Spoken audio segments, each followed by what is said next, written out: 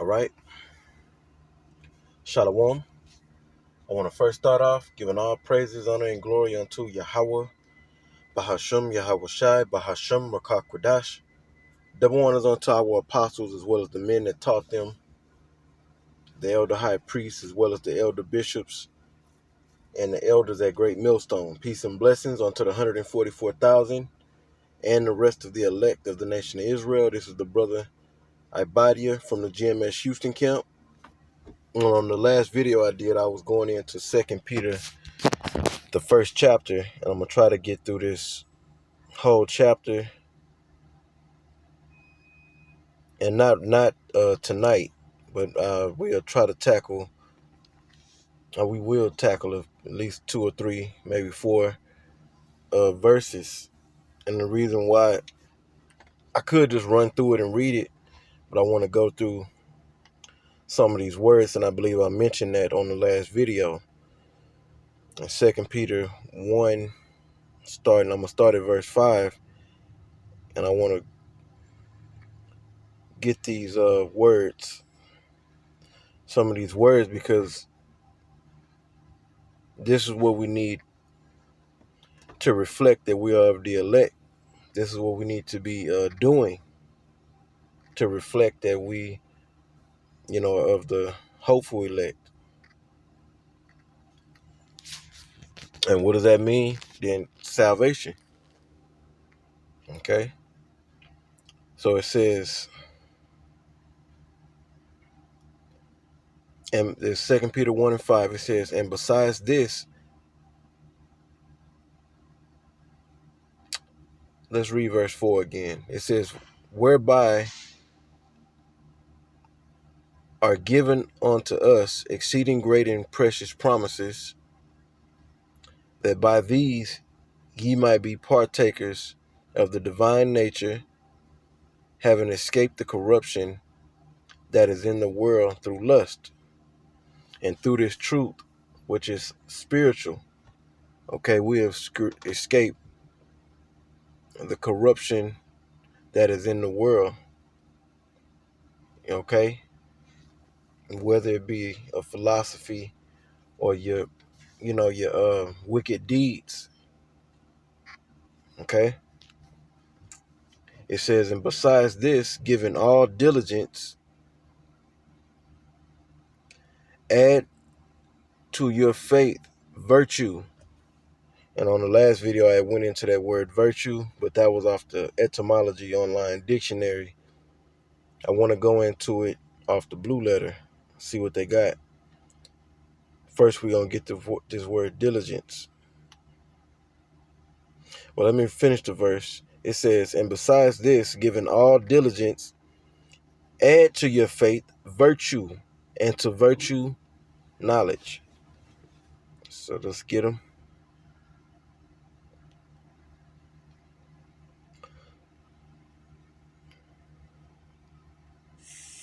Strong's G 4710 Spude. And that's for the word diligence. And 2 Peter 1 and 5. G710. G710.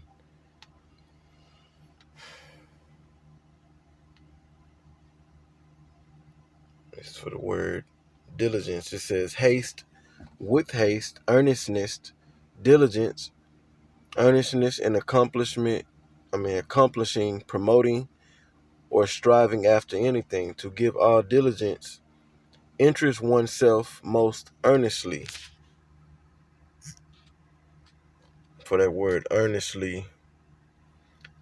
And this is a loose definition. You can go deeper into it.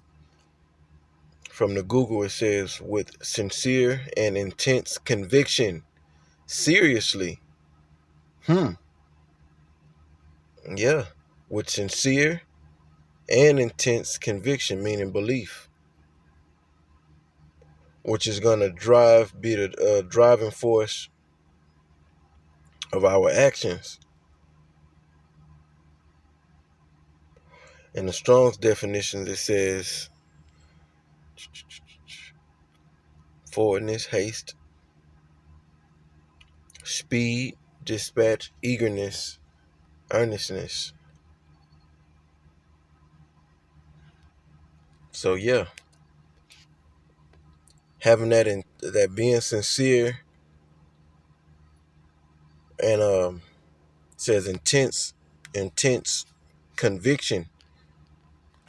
In other words, that would mean being on fire, studying, doing lessons, going out on the highways and byways, teaching. Being a brother, being charitable,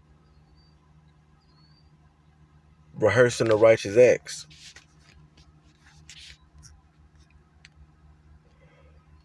And it says, add to your faith. We're not going to go into the word faith, but we're going to go into the word virtue.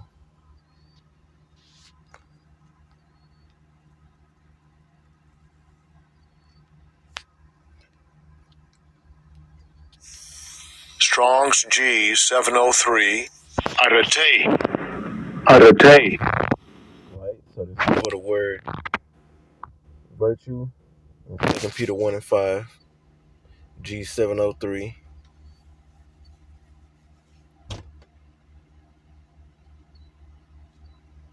It says a virtuous, in the outline of biblical usage, a virtuous course of thought, feeling, or action. Virtue, moral goodness. Yeah, moral goodness comes through us rehearsing the law, statutes, and commandments to the best of our ability. Any particular moral excellence or modesty, purity.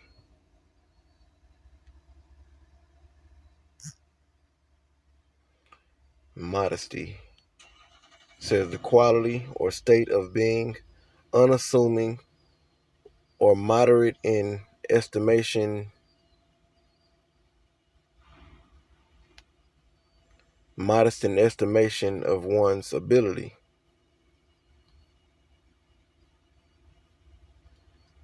Yep. So let's see what the strong definition says. And we read the same thing in the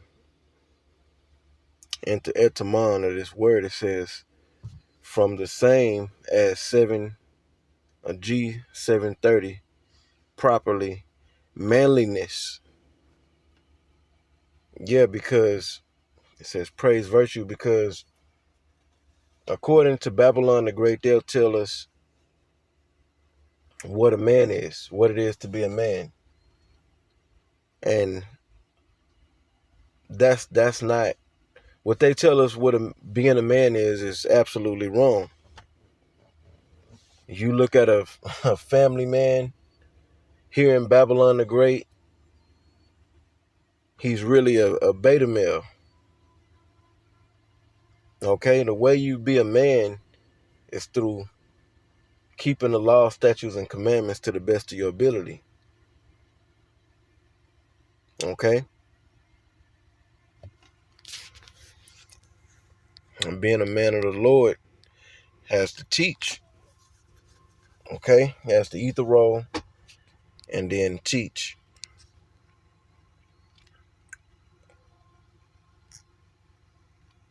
So you add on to that, it says knowledge, because we're supposed to constantly be growing in this knowledge, right? You go into a particular scripture and you may have read it many times, okay, but as you certain scriptures, as you grow in this knowledge, the scriptures, certain scriptures have a heavier meaning. Like you get deeper into certain scriptures. Just giving an example, okay?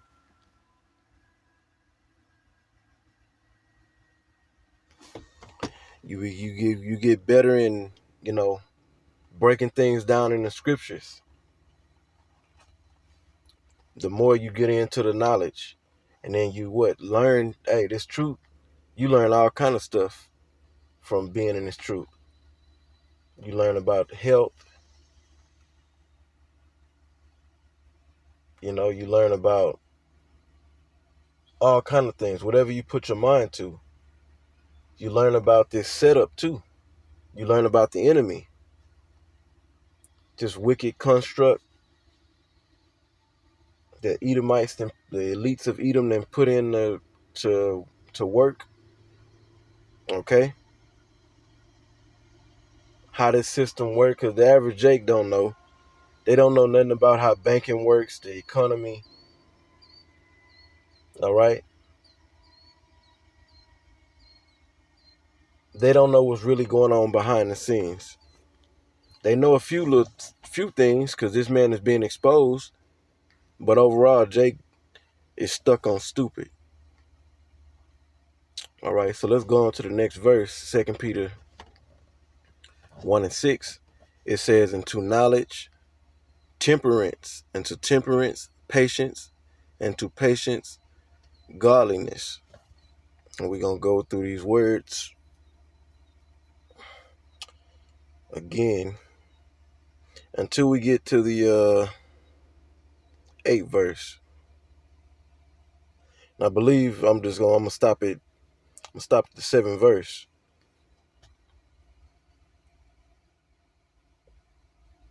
And doing all this is going to have you occupied. Tonight, you're not going to have much time to get into other things. If you're doing this, then you're not dealing in the world. You could either be occupied in this truth, doing these different things, or you can be occupied in the world. If you're occupied in this, then you don't have time to deal in the world. 2 Peter 1:6, it says, well, I already read it. Let's see if we can get some of these words out of here. I'm not going to go into knowledge. I'm going to go into temperance.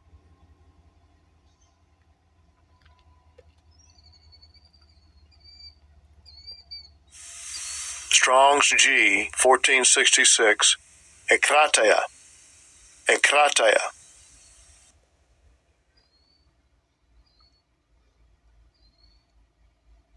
All right. 2 Peter 1:6 for the word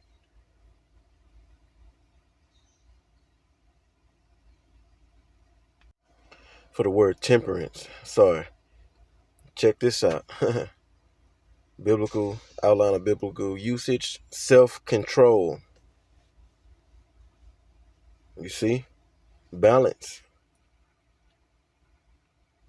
Being able to control our flesh and not let it, overtake us. The flesh lusted to be pleased at in all costs. The spirit, has to override and balance it out. The scriptures talk about mortifying our members. Okay,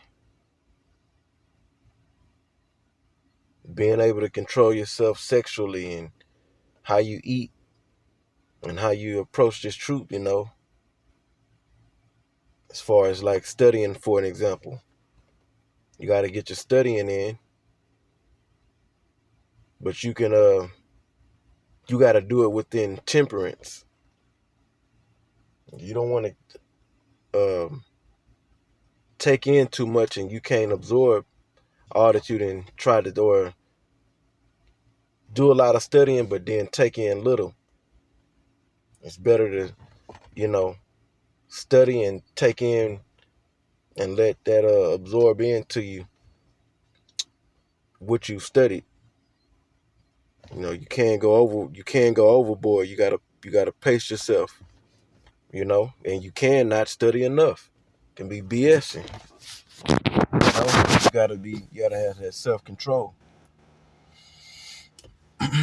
It says the virtue of one who masters his desires and passions, especially his sensual appetites. And the flesh has desires and passions and a sensual appetite. You want to eat a certain way. You want to, you boxes on your mind all the time. Got to control it, you know. The BOX. Strong's definitions. Self-control. That's it. Gotta have that self-control.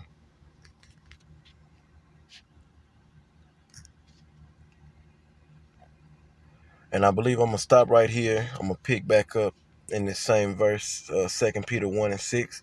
Wasn't even, only got through really one verse fully.